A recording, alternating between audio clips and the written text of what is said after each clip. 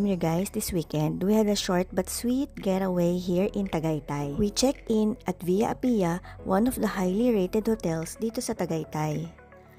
We arrived late at night and grabe, ang ganda ng surroundings. Puro ilaw, ang relaxing ng vibe, perfect pang escape from the city.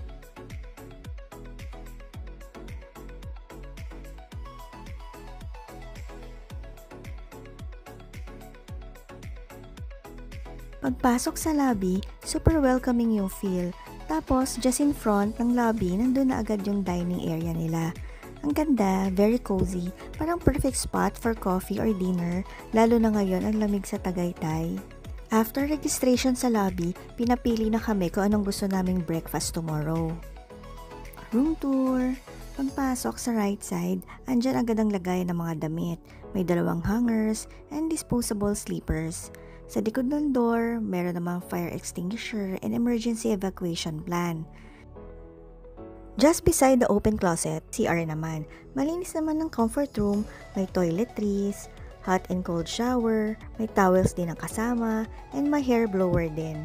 Nagbook kami ng superior room twin bed with breakfast which is 2,279 pesos and we use my discount code Agoda Irene LB para maka-avail kami ng 10% discount.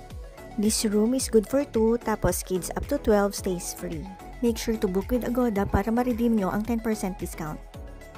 May TV rin yung room, complimentary water, pero snack sa table with charge pag kinain ninyo. And look at this. This is the view sa ating window. Nasa basement yung amenities nila and talaga namang nagustuhan namin yung heated pool nila. Perfect sa mga seniors at kung tulad kita na ayaw mag-swimming sa malamig na tubig, perfect talaga sa'yo to. Safe din maglaro ang mga kids sa pool kasi 2 feet lang yung light blue colored tiles na yan. Isa pa sa nagustuhan namin dito ay ang chapel nila.